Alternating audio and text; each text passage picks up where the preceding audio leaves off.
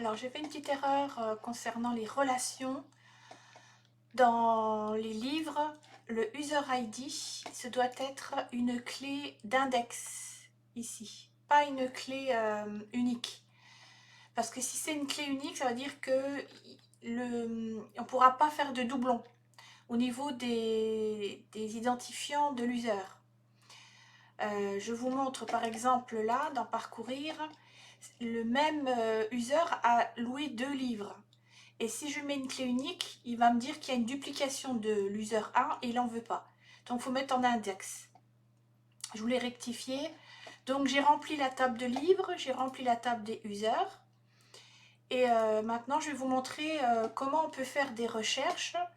Là donc c'est select étoile from et par rapport à la date. Il y a beaucoup de choses à dire sur les dates. Et comme vous avez le mois, non, l'année, le mois et le jour, avec ce format-là, vous pouvez faire une recherche par mois. Lui, il sait détecter où est le mois. Et par exemple, si je veux chercher tous les mois égal à 0,2, à ce moment-là, il doit me chercher les lignes correspondantes. Alors moi, je voudrais essayer de savoir, là, dans cette base de données-là, le nombre de jours à partir d'aujourd'hui, entre aujourd'hui et la date d'emprunt du livre. Pour ce faire, il y a une formule qui existe.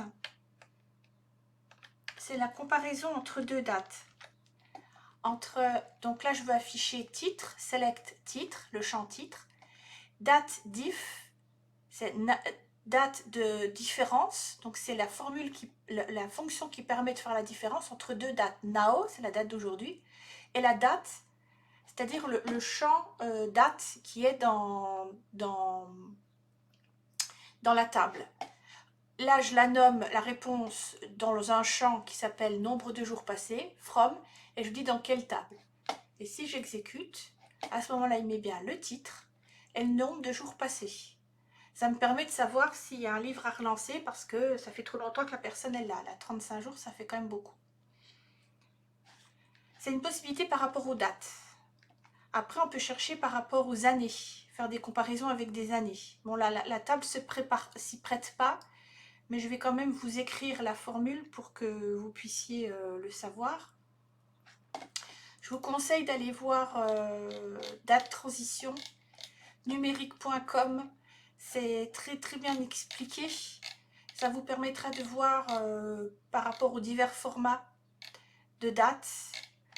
Là, voilà, par exemple, la date, ça s'affiche comme ça, avec année, avec les 4 chiffres, mois, jour. Date time, c'est le même format pour la date. Et il y a ensuite le time, le temps. Pour le SQL Server, c'est différent. Donc, vous voyez, dans le timestamp de SQL Server, il y a une différence, un numéro unique. C'est pas du tout la même chose. Donc là, si je sélecte tout dans la liste, from list, donc c'est une liste, vous voyez, il y a des dates qui apparaissent. Et là, c'est bien le format date, ici. Et là, si par exemple, on veut sélectionner une date particulière, on recherche une date, on fait select étoile from list, where date égale, et on met le format de la date, enfin, la valeur de la date que l'on recherche. Select now, vous pouvez aussi. Donc du coup, ce sera la ligne qui correspond à la date du jour. Le cure date, ça permet, je pense que c'est pareil. C'est la date actuelle, la date du jour, quand vous faites une recherche. Vous pouvez faire aussi cure time, c'est le temps.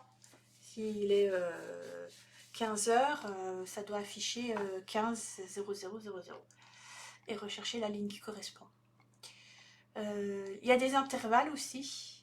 Par exemple, si on veut un intervalle d'une année,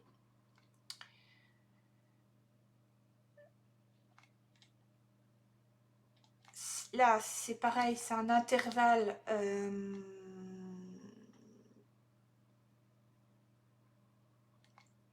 alors l'intervalle ça peut être une année, un jour, une semaine, voilà, après ça se détermine. Là c'est celle que je vous ai montrée, c'est celle où on calcule le nombre de jours.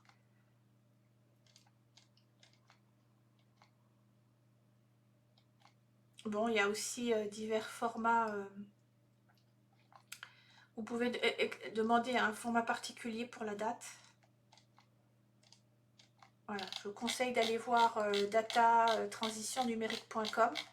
C'est vraiment bien expliqué concernant les dates. Parce que c'est vraiment... les dates, c'est important. Donc, j'ai créé une nouvelle table qui s'appelle User. Et je vais vouloir rentrer des paramètres, des valeurs dans les champs. Créer une première ligne. Donc là, on utilise le SQL. Et là, vous avez le select, le insert, le update et le delete. Donc là, pour insérer, c'est insert. Donc là, il vous dit bien qu'il l'insère dans la table user, où les champs sont ID, nom, prénom, âge. Nous, le ID, on veut qu'il soit auto-incrémenté. Donc, on fait parcourir. Oui, je vais faire parcourir, structure. Et dans le ID, je vais modifier et je vais faire auto-incrémentation. J'enregistre. Voilà. Ah, il a laissé nul, c'est pour ça. Je veux pas de nul. Auto-incrémente. Enregistrer. Voilà, ce coup-ci, il a mis la clé. En fait, quand on le rentre comme je l'ai rentré, j'ai créé la table, j'ai pas donné de précision, j'ai pas marqué note nulle.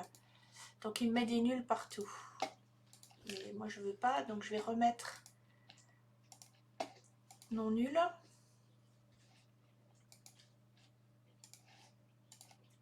Voilà. Et là, j'ai une auto-incrémentation. Si je vais sur SQL, j'ai la possibilité d'insérer. Donc là, comme c'est en auto-incrémentation, l'ID, on ne va pas l'insérer puisque c'est lui qui l'insère. Le nom,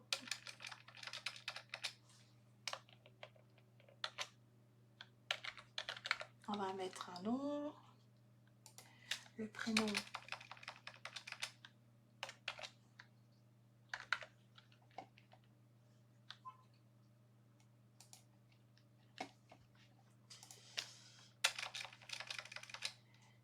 l'âge, on va mettre 28. Donc là, on ne met pas les... C'est pas ça que je voulais faire. Ah, il veut pas reculer. Voilà. Ça y est, on va y arriver. C'est un chiffre, donc on ne met pas entre cotes. C'est là que je mets Ben. C'est là que je mets Jean-Jean.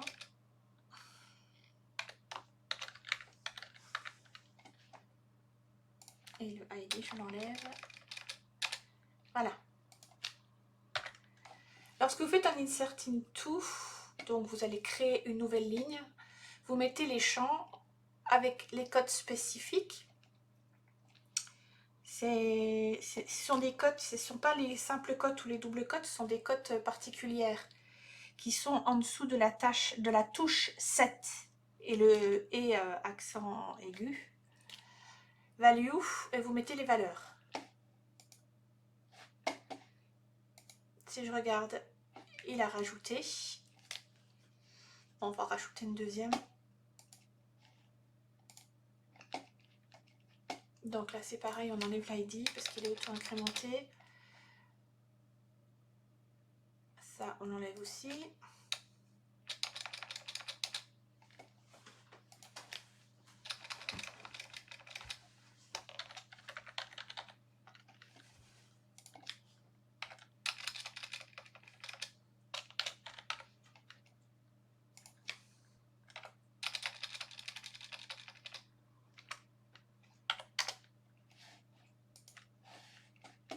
Voilà, maintenant, parcourir, j'ai mes deux lignes. Alors, quand on veut parcourir, donc on a vu l'insert into, c'est quand on veut créer, c'est le create. Quand on veut lire la table, on fait select étoile from.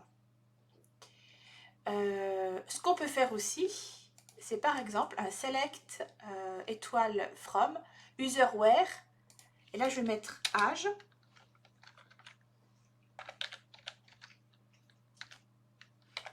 Égale 30. Je lui stipule que je veux que l'âge soit égal à 30. exécuter.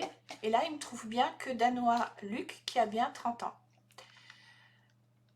On peut faire des recherches sur un champ, sur un ID, sur un champ, n'importe quel champ. Si je marque, je veux que tous les prénoms, enfin un Luc, je cherche un Luc.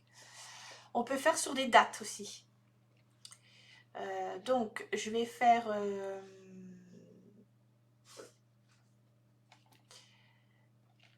je vais faire une nouvelle table.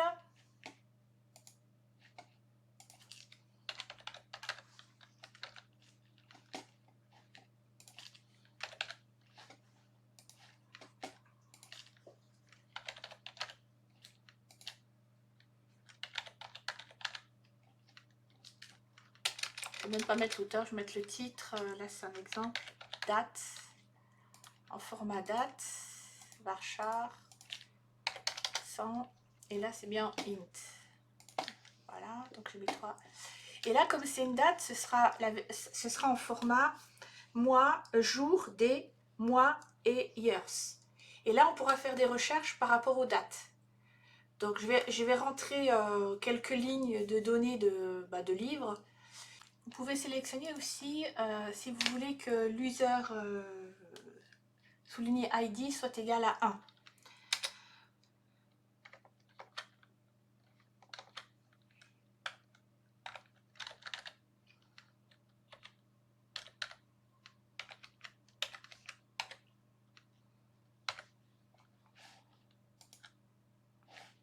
Et là, vous avez bien 2 lignes. Ça permet de savoir l'utilisateur 1, d'ID 1, a emprunté combien de livres. Il en a emprunté 2.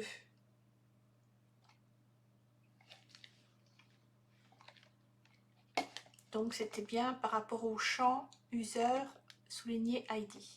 C'est pour ça que c'était important de faire du relationnel. Si jamais on veut afficher par rapport au livre, eh bien, je veux par exemple joindre la table là avec la table user. Ben après, dans le code, ce sera faisable. De joindre les deux tables où user souligné ID est égal à user souligné ID. À ID, pardon, souligné user. Là, ici. ID souligné user. Il faut que les deux soient identiques. Et là, on aura accès à tous les champs. On aura le nom, le prénom, l'âge, l'adresse. Voilà, donc on va faire les jointures maintenant. Alors, pour la jointure, on utilise inner join. On doit joindre deux tables. Donc, la première table, c'est from SQL souligné tuto.livre. C'est la première table qui est sélectionnée et on y joint la table user. Donc là, ce serait encore mieux que je fasse SQL tuto.user. Comme ça, je précise quand même que c'est dans la même base de données parce qu'on pourrait joindre dans des bases de données différentes. On, où le livre user ID, là, est égal à l'user ID user. Donc dans la table user, on a comme identifiant, comme ID souligné user. Ensuite, là, dans cette partie-là, de là jusqu'à ici, on sélectionne les champs que l'on veut voir apparaître. Donc moi, je vais voir le titre, l'auteur, la date, le user ID, c'est ça qui me permet de trouver l'user, le nom, le prénom et l'adresse de l'user. Et comme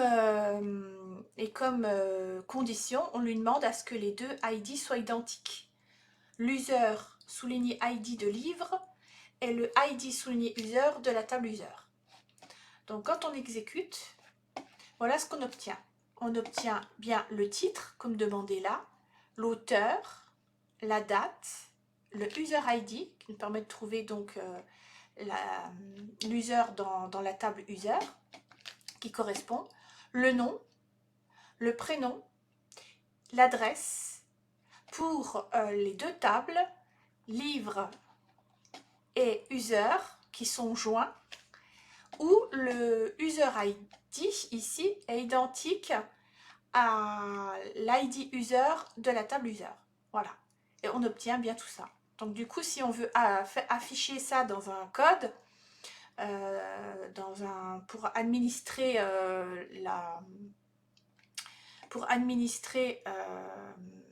la base de données afin de faire apparaître les adresses, j'aurais même pu mettre téléphone.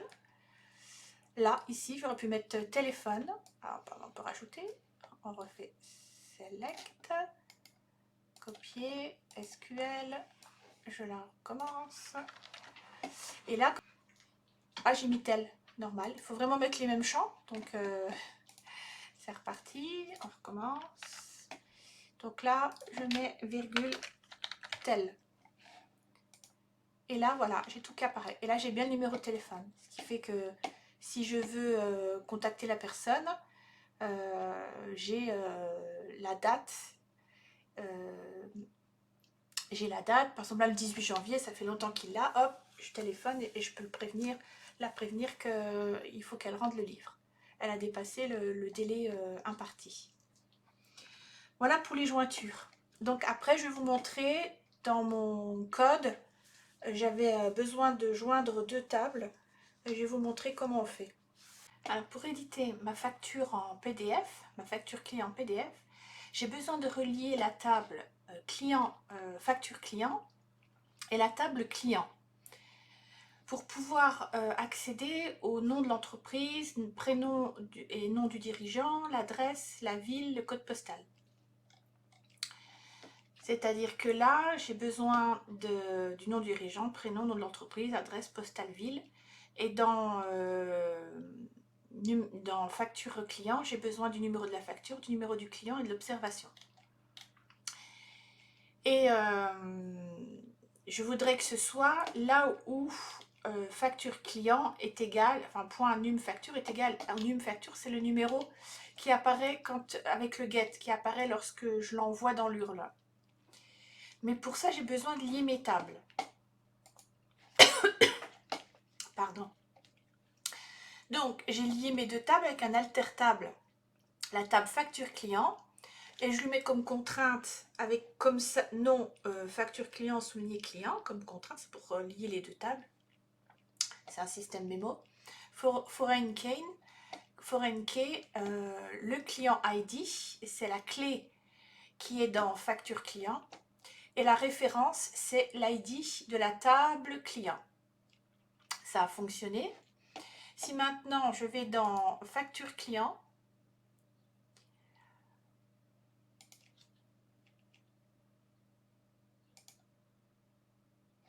je vais dans structure,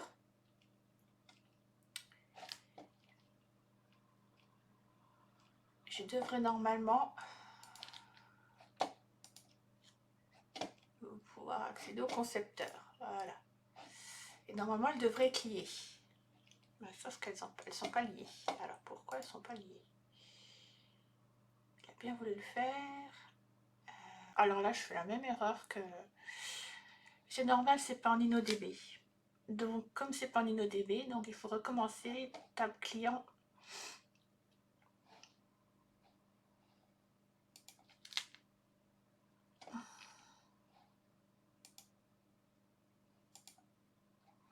Il faut que je mette en InnoDB. Donc c'est alter table.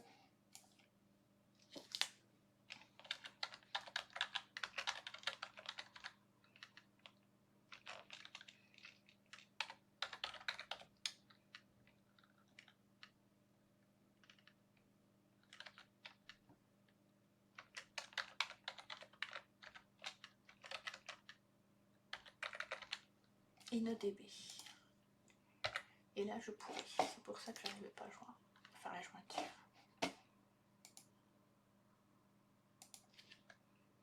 Voilà, c'est bien en InnoDB. On va faire pareil pour facture client.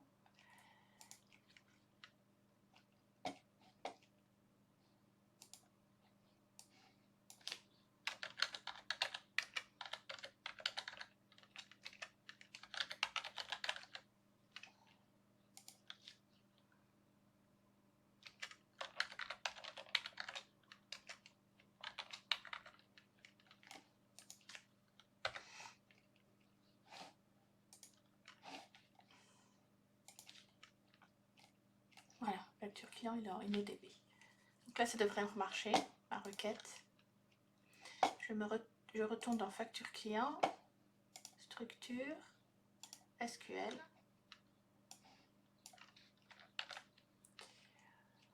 Et là, ça devrait être bon.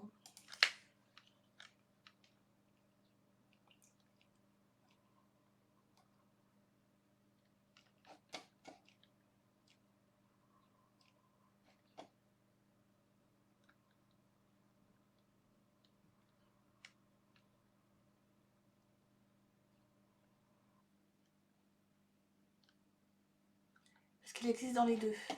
C'est pour ça. Comme il existe dans les deux, du coup, il veut pas. Bon, c'est pas grave, on va pas mettre les dates. Ah, prénom, c'est pareil. Les avoir, mais j'ai pas la date.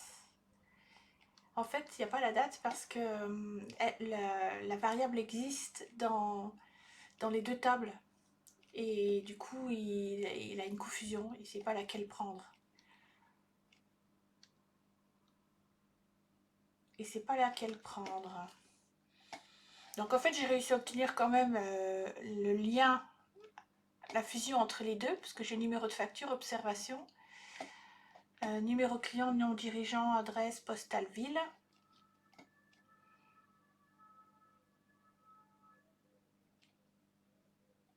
Mais je peux pas avoir la date parce que la date, bon bah ça c'est à savoir, c'est que la prochaine fois, bah oui j'ai mis date là et facture client, il y a date aussi et comme les deux sont pas identiques, du coup ça le perturbe.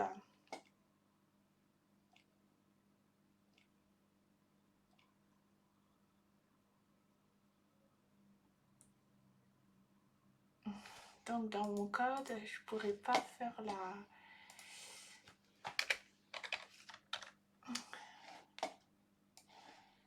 Hop.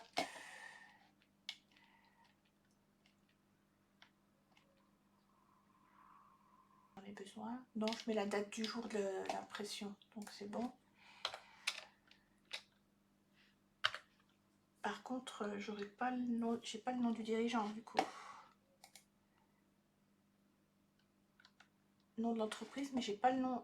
Ah, j'ai le nom client. Ah bah si, c'est bon.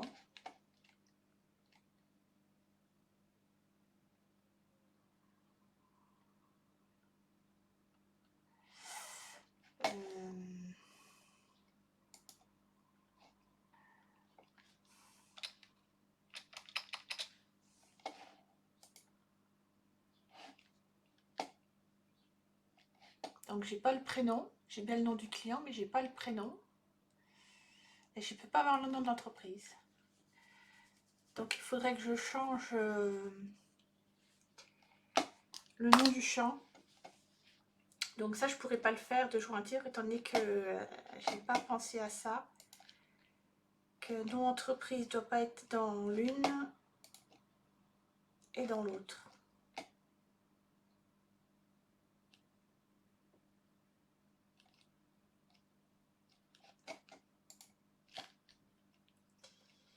Alors, est-ce que je peux changer le nom? Mettre juste entreprise. Modifier le champ. Entreprise. Je sais pas s'il va vouloir. Si. J'ai mis entreprise. Mais du coup, il va falloir que je change dans le code. Facture client. Facture client. Et là, que je mette... j'ai pas besoin de la facture client. Par contre, dans la saisie facture client, il faut que je mette que c'est entreprise et non pas non entreprise. Voilà. Sinon, ce sera plus bon. Et top, facture client.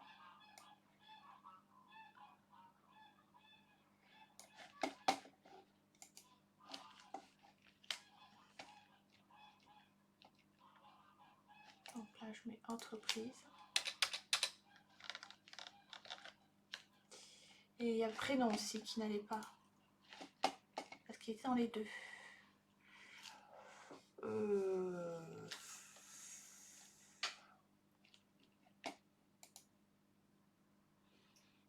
j'ai prénom dans les deux.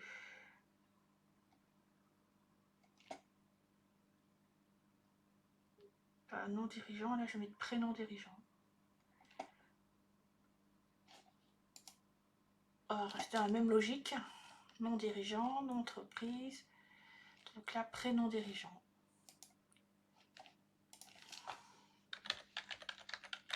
Prénom dirigeant.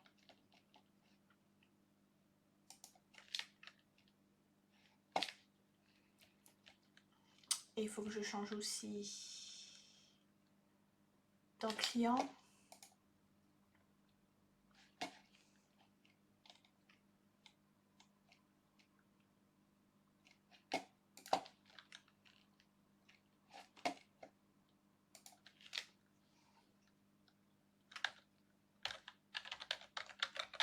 Que je rajoute la prénom dirigeant.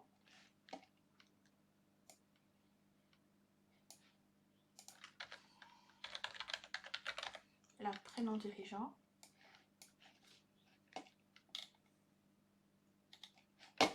Là-haut, prénom dirigeant. Quand on fait une modif, il faut changer partout. Hein.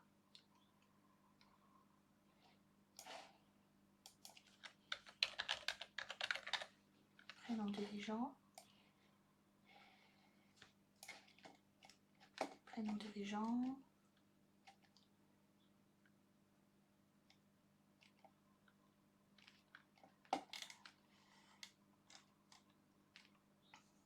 Non, j'ai pas mis de prénom dirigeant.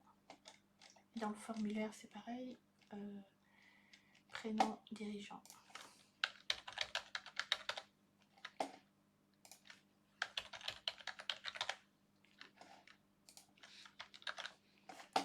Voilà. Et là, je vais pouvoir lier les deux tables. Alors, on recommence avec la facture client. SQL. Relevé. Donc la date on l'enlève puisqu'elle prête à confusion. Prénom dirigeant. Prénom dirigeant. Nom dirigeant. Prénom dirigeant. Oh, nom entreprise, adresse. Alors ça il faut l'enlever, il veut pas.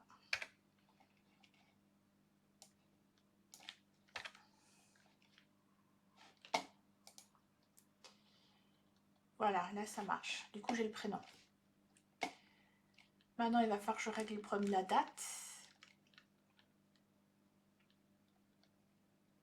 Alors j'ai le numéro de facture, l'observation, le numéro du client, le nom du dirigeant, le prénom dirigeant, nom entreprise, adresse, postale, ville. Non, ben, j'ai tout ce qu'il me faut, j'ai pas besoin de la date puisqu'on a dit que c'était la date du jour. Donc je vais recopier ce code là et c'est celui qu'il faut que je mette dans mon code.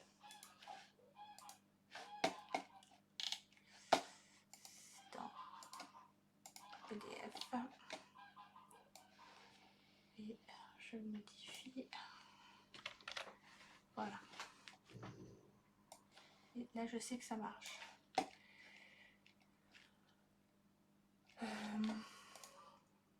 Mais du coup,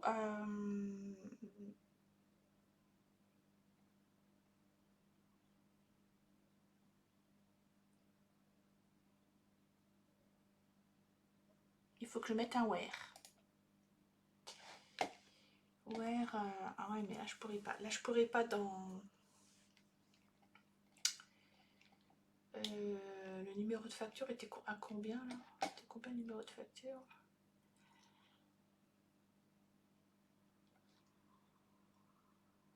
Ben, on va chercher au hasard un numéro de facture.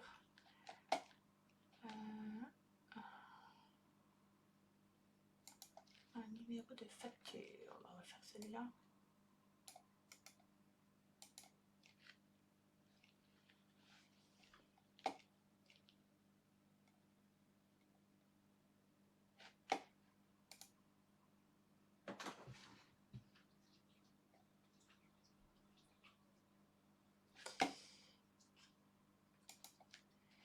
Donc je recommence.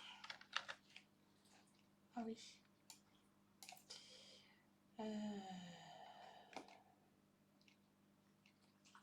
2023 11/02/01.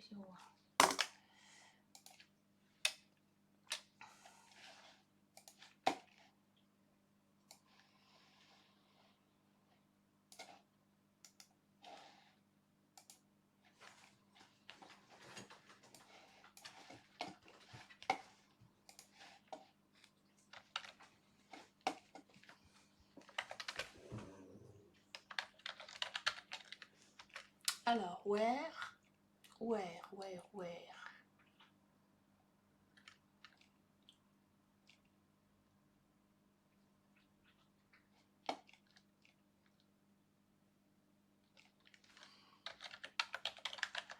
Facture client. Point. Ah, je suis dans client là, mince. C'est dans facture client qu'il faut que j'aille. C'est...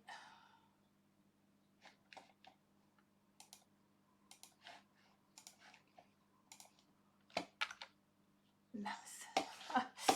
Je vais pas y arriver. Ah, c'est touche de clavier que je touche.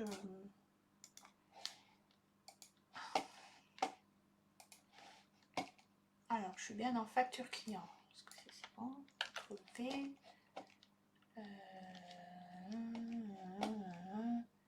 Where.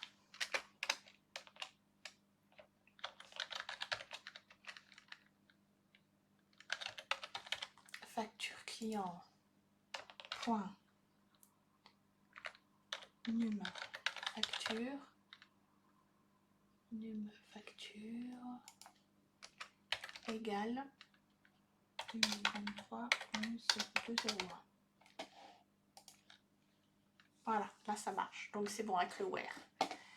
Ça marche avec le where. Donc dans mon code, je vais pouvoir mettre ça en fait. Voilà. C'est exactement ça que je veux.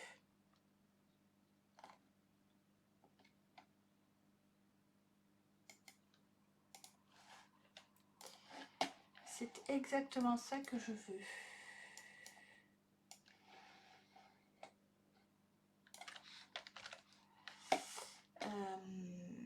On va le couper pour que je puisse le voir en entier. Voilà.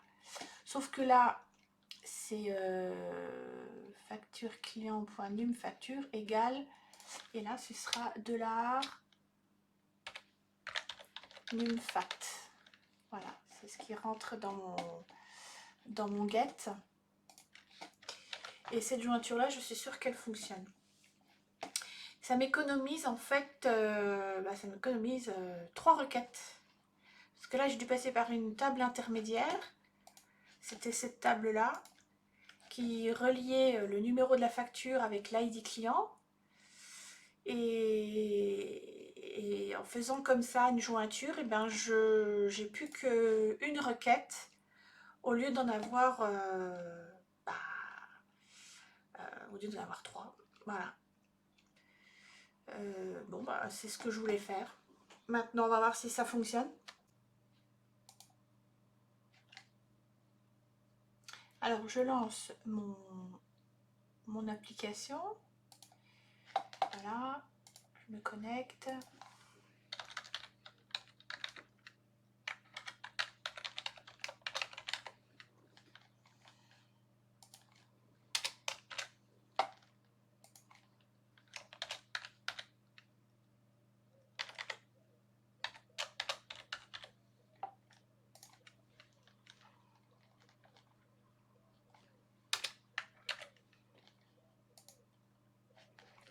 Voilà, donc je suis sur le site et là, je vais aller voir liste des factures clients.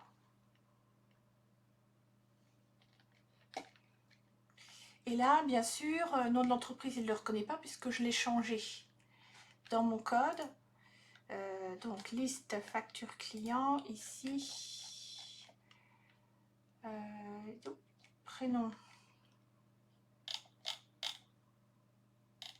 Donc, je vais chercher dans facture client. Et là, c'était prénom qui... Il y avait un truc que j'avais changé là. Alors, nom, entreprise.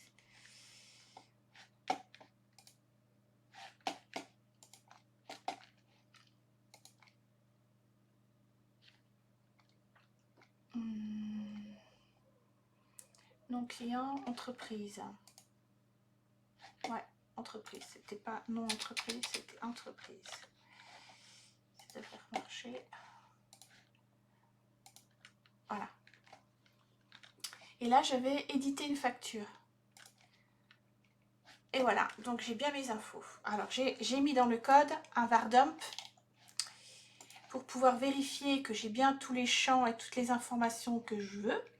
Puisque dans ma nouvelle requête avec ma jointure, je mets les résultats du fetch, donc de la ligne, dans la variable infofact. Et là, je veux faire un var dump de infofact pour voir si j'ai bien toutes les informations. Et j'ai bien le numéro de la facture, observation, numéro client, nom dirigeant, prénom dirigeant, nom entreprise, adresse postale ville. Donc, je vais mettre mon var dump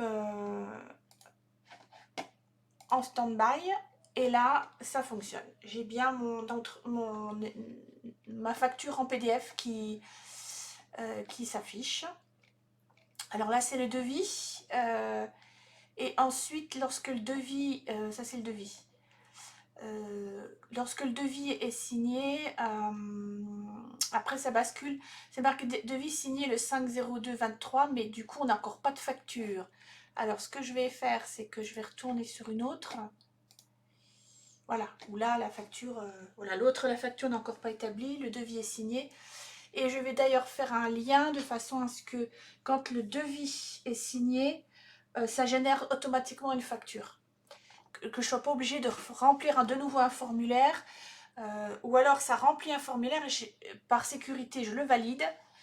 Mais ça évite de refaire de la frappe et de faire des erreurs. Voilà. Après, il peut y avoir des avenants de devis qui sont rajoutés à la facture. Du coup, ça, il faut que je puisse prévoir de rajouter une ligne dans facture détail au cas où. Mais il n'y a pas de souci de ce côté-là. Voilà, pour rappel, j'ai saisi facture détail, détail devis, parce que j'ai commencé à travailler sur les devis. Détail facture, c'est où? C'était détail facture client, le voilà, voilà. Et là, c'est tous les détails des travaux qui ont été faits chez le client. Si je regarde là, détail, facture détail, le là. Voilà, c'est tous les travaux qui ont été faits chez le même client. Donc là, j'ai 2 lignes pour le client là, qui correspond à la même facture, hein, les 2 lignes là, et j'ai 2 lignes pour ce client là avec le même numéro de facture, et c'est bien le même numéro client. Et quand le devis sera signé, je vais forcément remplir avec les données du devis. Donc là, je vais créer une table devis, hein, qui sera renseignée avec les champs et un formulaire de façon à pouvoir éditer en PDF un devis. Et du coup, peut-être que je vais le joindre aussi à client. Je ne sais pas si client, je le crée au moment, ou peut-être prospect, je ne sais pas. Je ne sais pas si c'est bien de distinguer client et prospect à partir du moment où il a signé, parce qu'il signera peut-être jamais le devis, il n'est peut-être pas d'accord avec ce devis-là, et le signera ailleurs. Est-ce que ça devient un client? Est-ce que ça reste un prospect? Il faut que je réfléchisse à la question là.